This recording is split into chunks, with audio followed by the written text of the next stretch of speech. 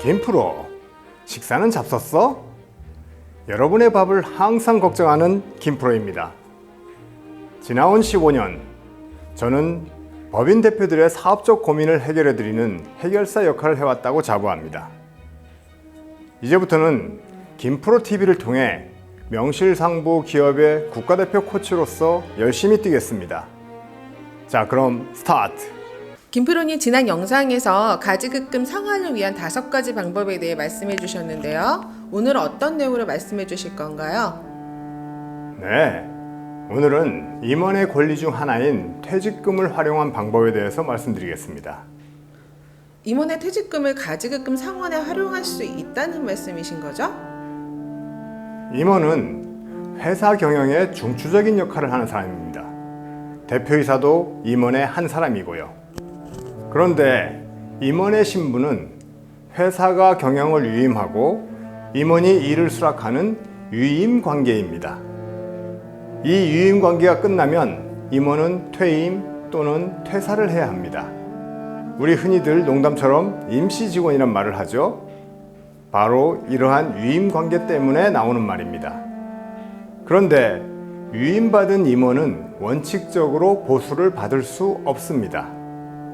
다만 임원의 업무 집행을 통해 영리를 추구하는 주식회사에서는 관례적으로 보수를 지급하는 것뿐입니다.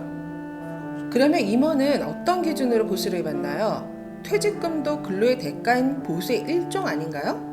상법에는 임원의 보수는 회사 정관에 그 금액을 정하지 아니한 때에는 주주총회의 결의로 이를 정한다고 규정되어 있습니다.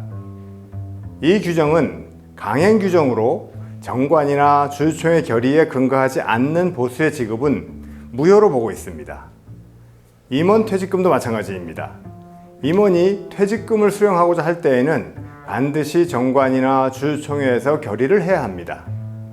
통상 법인에서는 임원 퇴직금 지급 규정을 만들어 이를 적용하고 있습니다.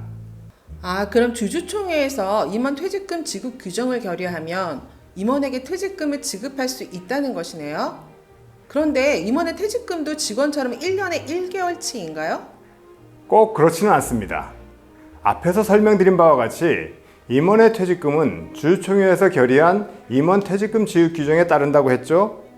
임원의 퇴직금은 업무의 중요성, 그리고 회사의 기여도 등을 인정하여 배수 규정을 두고 있습니다.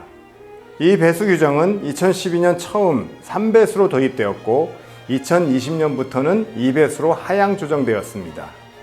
그럼 일반 직원보다 퇴직금을 더 많이 받겠네요. 그 퇴직금을 받으려면 회사를 그만둬야 하지 않나요? 그렇습니다. 퇴직금을 받으려면 실질적인 퇴직을 하거나 법인세법에 명기되어 있는 현실적인 퇴직을 해야 합니다. 현실적인 퇴직은 현재 직책과 직무를 유지하면서 퇴직금을 수령할 수 있는 제도입니다. 일종의 퇴직금 중간정산이라고도 할 수 있습니다. 화면의 그림에서 5번 항목인 급여를 연봉제로 전환하고 향후 퇴직금을 지급받지 아니하는 조건으로 퇴직금을 중간정산하는 경우인데 안타깝게도 2015년부터 활용할 수 없게 되었습니다. 김프로님, 구독자분이 이런 질문을 보내왔는데요. 안녕하세요. 저는 경기도 화성의 한 중소기업에서 관리 담당 직원입니다. 김프로TV 잘 보고 있고요. 궁금한 점이 있어서 질문 남깁니다.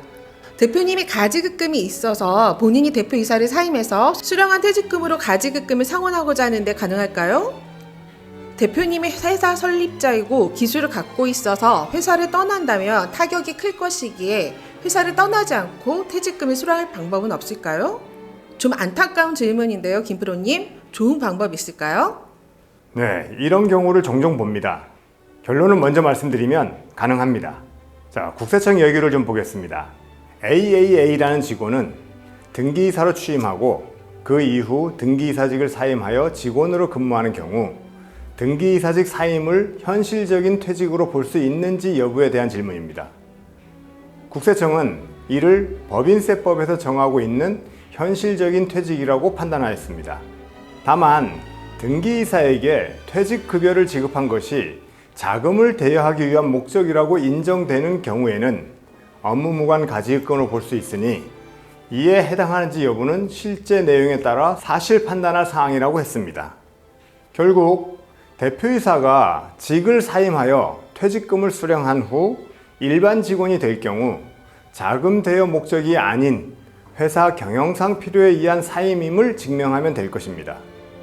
물론 이를 증명하는 게 쉽지는 않을 수 있습니다. 예를 들어 대표이사의 영향력에 필적하는 회사 내의 다른 분이 대표이사로 취임하고 사임한 대표이사는 별도의 역할을 부여받는 등 사임할 수밖에 없는 이유가 있어야겠지요. 만일 대표이사의 연령이 많고 그 아들이 재직 중이면 승계 차원에서 아들에게 대표이사를 물려주는 것도 한 방법이겠지요. 급여 삭감도 중요한 요소일 것입니다. 임원과 일반 직원이 동일한 급여를 받는 것은 일반적이지 않기 때문입니다. 대표이사를 사임하고 일반 직원이 되면 다시는 대표이사에 취임할 수는 없나요? 꼭 그렇지는 않습니다. 우리가 언론에서 많이 봤죠?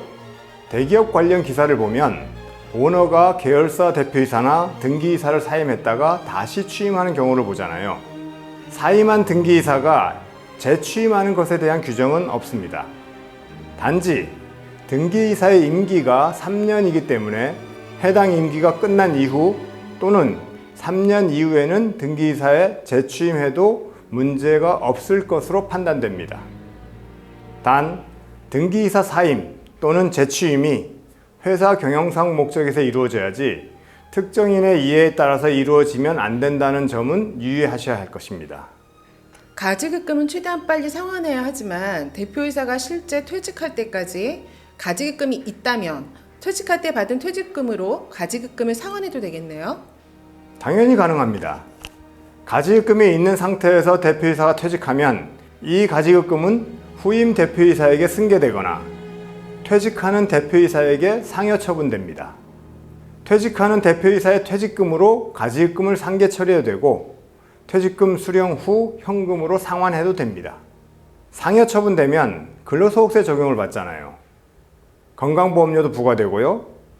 퇴직소득세는 근로소득세보다 훨씬 세율이 낮고 건강보험료도 부과되지 않기 때문에 좋은 절세 전략이 될 수 있겠지요. 만약 가족 중에 임원이 있다면 이분을 사임시켜도 되지 않나요? 그럴 수도 있습니다. 가족이라고 해도 임원이라면 임원 퇴직금 규정을 적용받겠지요. 하지만 그분의 퇴직금으로 대표이사의 가지급금을 상환하는 것은 매우 조심해야 합니다. 증여 이슈가 발생할 수 있기 때문입니다. 임원 퇴직금을 활용하는 방안이 이렇게 다양한 줄 몰랐네요. 대표님들께 매우 유익한 정보가 되었으리라 생각합니다. 김프로님, 클로징 멘트 부탁합니다.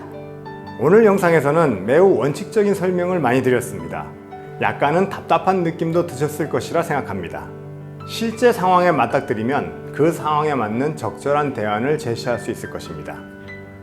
다음 영상에서는 주주의 권리를 활용해서 가지급금을 상환하는 방법에 대해 말씀드리겠습니다. 구독과 좋아요 부탁드리며 지금까지 대표님들의 밥을 항상 걱정하는 김프로TV였습니다. 감사합니다.